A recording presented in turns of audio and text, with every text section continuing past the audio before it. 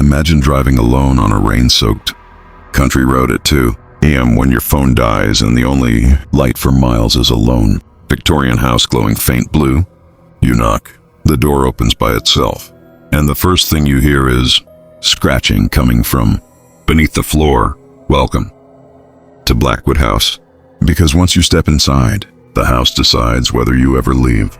This is what really happened to Ethan Harper and his 12-year-old son, Alex, in October 2024, when Ethan, freshly divorced, broke, and desperate for silence, inherited the fully paid mansion from a great uncle he had never met. The moment they crossed the threshold, the air tasted of pennies and rot.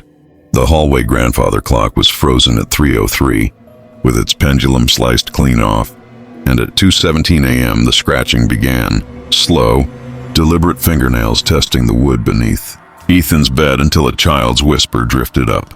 "Daddy, we're cold." Ethan found Alex sleepwalking to a narrow kitchen door that should have been a pantry, but instead breathed freezing air that smelled of wet earth and old blood. Against every instinct he descended the rotting stairs into a cellar where an antique rocking chair swayed, though the air was dead still, and in the corner waited an iron trunk carved with symbols that hurt to look at. Inside lay a child's moldy shoe still containing a tiny toe bone, photographs with every face gouged out except Great-Uncle Reginald's, and a leather journal bound in something that felt disturbingly like human skin. The pages revealed that in 1925, Reginald had bricked his wife Clara and 6-year-old Thomas alive behind the cellar wall during a fit of madness, listening for 14 days as the scratching grew weaker until silence fell. Night after night, the haunting escalated. Alex sleepwalking to the open cellar door, while black handprints climbed the wallpaper, words carved beneath the boy's bedroom floor spelling it, T-H-E, and from underneath every attempt to drive away. Killing the car while the radio spat a child's giggle. He belongs to us now. On the 7th night, the storm returned worse than the first. Power failed. The grandfather clock struck one broken chime at 3:03, and Alex vanished, leaving only his flashlight pointing down the stairs like an arrow. Ethan descended with crowbar and dying phone, the temperature plummeting so fast his breath froze, and found Alex sitting inside the open trunk, eyes milky white, smiling too wide, whispering in layered voices. "They showed me the bricks, Daddy. They're right under your bed." Cold, child-sized hands erupted from the stone floor. Clara stepped from the shadows, half rotted and burning with rage. The stairs behind Ethan collapsed into nothingness while black-nailed fingers tore his shirt and drew blood. Remembering the journal's final warning that only blood freely given breaks.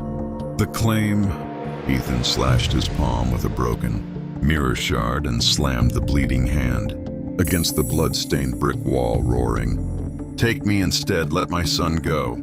The house screamed. Every window exploded outward. The bricks disintegrated into dust. A cyclone of freezing rot blasted upward, carrying the stench of open graves. And Alex dropped limply into his father's arms, unconscious but breathing. Ethan carried him barefoot 3 miles through the storm until a passing truck found them half dead at dawn. The house was bulldozed a week later, yet on stormy nights, travelers still see a man standing at the edge of the empty lot, scratching at the ground that isn't there anymore, trying to dig their way back in, because the cellar was never in the house.